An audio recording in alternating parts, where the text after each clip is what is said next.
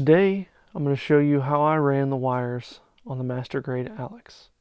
Not So Average Builder is sponsored by USAGundamStore.com, bringing the hobby to your front door. Use promo code NOTSOAVERAGE and get 10% off your next order.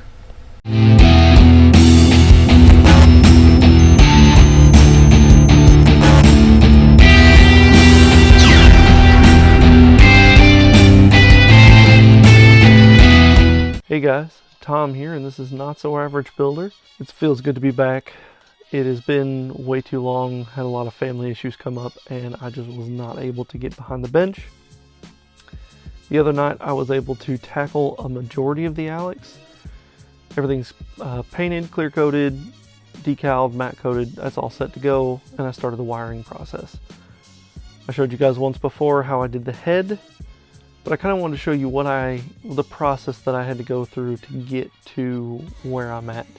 Because the goal is to have one contact point that comes out on the foot to allow a quick disconnect so that the Alex can be removed from the diorama, set in the box, and shipped to USA Gundam Store. Because I had to think about all these things. What could I use to remove the Alex without having to worry about it? What I have come up with is this. This may not look like much. It's got wires on one end, but this is Evan Designs Quick Connect for their kits. And this makes things a lot easier. And this smoothly slides in and slides out of the connection point, so it's not ridiculously hard. The Alex can be picked up, looked at, whatever, and then slid back onto the base where it needs to go, and we have no issues. So my goal is to have this sticking out just a little bit past the foot on the back one, because that's where a majority of the wires are going to run through, and just have that set into the base. I'm not going to show you all of that in great detail. All I'm going to show you is how I run the LED wiring on the leg itself. It's very simple. It is time consuming. This whole process just for that one leg and that one single LED probably took me an hour, because no matter how much planning you do, unless you've done it once before in that particular kit, it's kind of a try it this way, check, make sure your LED works. If it does, that's great. If the wiring works where it's at, that's great. And if not, you have to take it all back apart and move the wire around to a different position. I ended up having to do this on the leg that I show you. I don't show that in the video, but the wire was too exposed for my liking. You'll see what I'm talking about here in a minute. And I needed to move it down. So I moved it down. It is still kind of visible, and that's just one of the things. Without drilling through that leg section, there's just no way around it, but it's okay. It's one small wire compared to all of the wiring that's running through this kit. I want to say, if you like this video, give it a thumbs up, and if you haven't already, please consider subscribing. I'm at 706. It's amazing. I know I say this a lot, and you're probably tired of hearing it, but it's the truth. I'm extremely excited about this. My little channel that I didn't think was going anywhere has gotten pretty far in my how do you say, I don't know, high expectation situation. It did really well. I've gotten a lot of great feedback from you all, and it's humbling. It really is. I love giving back to the community, both in giveaways and in passing on the knowledge that I've learned throughout the years to help other people want to do this. Because that's the motto of the channel. Don't just be an average builder, be a not so average one. That's just the point of this. I do have a promo code for you guys. I'm not sure if I've ever put it up in videos or not, but I will drop that right down below. If you use promo code BUILD at modeltrainsoftware.com, if you spend $40 or more, you get 18% off your entire order. I think I did put it in the last video, but again, that'll be right down there. And that really helps. 18% is a lot of money off of your stuff, and you can get a crap load of LEDs for that amount of money. I mean, I got all the LEDs I needed and the sled for $64. It was $78, so I saved like 12 bucks on that, which is a really good thing. But that'll help you guys out. But without further ado, let's jump right in. Alright, so let's start with the disassembly. It is pretty straightforward. Obviously, if you've built the kit And here you're also going to get kind of a close-up view of what the color scheme looks like. If you've been following this build so far, you've seen the colors and some pictures, but the pictures have not done it justice. Right here I'm showing you where the thruster goes. So take everything apart and kind of visually map out where you're going to run your wiring. And that's probably going to change throughout the thing because the length of the wire and all that stuff, and you can shorten the length of the wire, but the problem was I didn't want to shorten it too much and not be able to resplice it back together. So this is the end that has the resistor on it that I've already snipped off. I've glued the LED into the housing where it's going to go, and you're just going to spread your wires or separate your wires apart. And on these magnet wires there is a coating that covers the wire. It's not a rubberized coating, it's kind of like a paint coating, and that has to be removed in order to splice the wires back together and make a good connection. So I'm just giving myself plenty of room, which is something you always want to do. Give yourself plenty of room to work with, so that way if the tip of a wire breaks, you're not scrambling to try and extend the wire and go through and fight through this whole process. As you can tell on the back of the thruster, I didn't do that. I made my life infinitesimally more difficult because I shortened the wire so short. So don't be like me. Give yourself plenty of room. But you can just use a medium grit sandpaper and take the coating off. It comes off pretty easy, honestly. But give yourself, 5 to 6 centimeters. My proportions are always off, so just give yourself plenty of room with the wire coating. We're going to use some of the heat shrink to cover that up later on, so don't worry too much about that. But it's very simple. Just, lightly use your sandpaper, get the coating off, and you'll be left with, if you can tell, you'll be left with bare wire. There'll be no color on there whatsoever, and that's what you want. So here I'm cutting my heat shrink to length.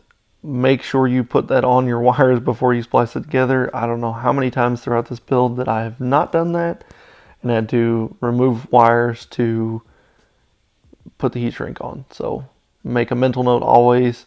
Put your heat shrink on before, because it doesn't like to go on there once you've cut it.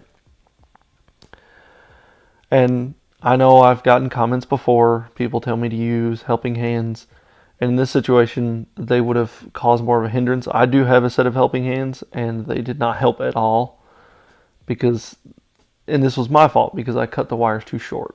So I had to be really close to the part in order to get this. If I'd have cut them longer, I probably would have been able to use the helping hands, but I used my tweezers like a set of helping hands. You got to make do with what you got. And you're just going to twist your pieces of wires together, make them one solid unit. Before you go any further, you always want to test, and you're going to see me do this a lot, because nothing sucks worse than going through, running your wires, only to find out that your connection is not good and your LED doesn't work. But you can see it's working here, wires connected. I do have a little bit of a connection issue because one of the wires wasn't fully touching. I fixed that. It's as simple as just undoing the connection and doing it back again to make sure you're solid connection. Then take your heat shrink, slide it over your exposed wires, cover them up. I do have a bigger piece of heat shrink that I don't show on here that I slide on, but you always make sure that you check your connections anytime you touch the wires, especially putting heat shrink on, because heat can burn a wire and you don't want to find out that you've burnt your wire after you've already put it together. Now is the process of just kind of figuring out where it's going to go. I did pre-drill a hole. Yeah, no, I did not pre-drill. We're drilling it right now. So I figured out where the wire was going to come through. I don't know the size of the drill bit. It is the biggest one in the pin vise kit that I've purchased. None of them are labeled. Drill your hole, run your wires through, and then the fun part begins of trying to figure out where you want your wires to go through. Luckily I have plenty of space down in the base of the leg that allows me to really tuck a majority of those wires. In all honesty, I probably should have shortened the length of the wire from the resistor to the LED itself, but I made it do. There isn't enough voltage going through these to cause any interference with the LED, which I don't think, even if you were using a 9 volt, that it would actually cause any interference, but it's neither here nor there. But luckily with this resistor, the size of it, I was able to get it to wedge down in there. But be careful when doing this, because you can pull the wires out of the resistor. But I was able to wedge it down in there and then just tuck the excess wire out of the way and get it to fit perfectly. And I don't need glue for this, because inside the leg it's going to be pushed up against on the other side, so we're all set there. Now if I had more places that I need to run the wire through, I wouldn't even tuck the wire until I got to that point, because even though there's plenty of room down in the bottom and I was able to run the thicker wire from the back end of the resistor up through, if I need to move the wire back in or out or whatever, I don't want to have any hindrance and risk pulling the wire out of anything. Once you get all that run through, again, test your wires. I know it's like I'm beating a dead horse, but trust me, the moment you don't test your wires, you go 3 steps ahead and you finally check your wires, only to find out that they are not working somewhere, and you have to chase back through all the stuff you just did. You get the leg reassembled. Roughly, I'm starting to put the armor pieces on. But we'll go through and I'll kind of walk you through just quickly, or show you basically what I've done. All of the pieces that are out of the way of the wiring, you can go ahead and throw those on, unless you've got other wires that you're wanting to run. But now on this upper leg armor, I wanted the wiring to be hidden behind the leg armor. And unfortunately, without drilling through that center section just below my blade, or just below my drill, I wouldn't be able to run it through and hide the wire. So I do have to have a little bit of the wire exposed. It's only a very small amount, and I'm not too worried about it.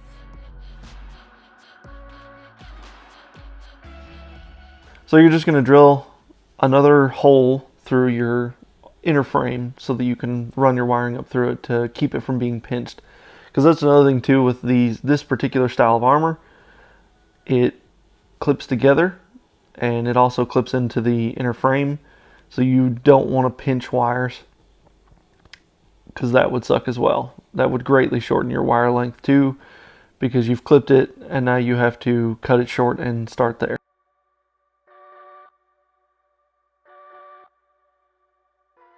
Once you get all this fed through, it's pretty much smooth sailing from there. The hardest part was running the initial wiring and the magnet wire inside the leg. Now it's just a simple see what works. If it doesn't work, move it, keep moving it around. And again, here we are testing things, because again, testing, always testing. Now, because all of the wiring is going to be running down the rear leg, all I need to do is just connect basically the 2 legs together. So I'm going to drill a hole through the side of the, what is that, the skirt armor, inner frame, whatever that is. Feed your wiring through, and I will eventually connect that to all the other wiring from the upper torso. Sometimes it's a snug fit. You kind of want a snug fit because you don't want your wiring just flailing around in there. In this aspect, I just pull it through, connect the leg. I've not moved the wiring yet, and you can clearly see how exposed the wire is. I do remove this all off camera, fix it and all that stuff, so that way you don't have to worry about it. But it's simple stuff. All I do is take that upper leg armor off and redo it, remove the wiring down, and then just run it back through the way I have it now. And pretty much the front leg, or the push-off leg in this aspect, is finished. It's all wired up. You can clearly see that the LED is working just fine. This is simple stuff, guys. Don't sweat it. It's a lot easier than you think it is. Just make sure that you're constantly checking your work, making sure your wires aren't going to be pinched when you put the pieces back together. And that's it. But that's all I've got today, guys. Remember, don't just be an average builder. Be a not so average one. Have a wonderful day. Bye.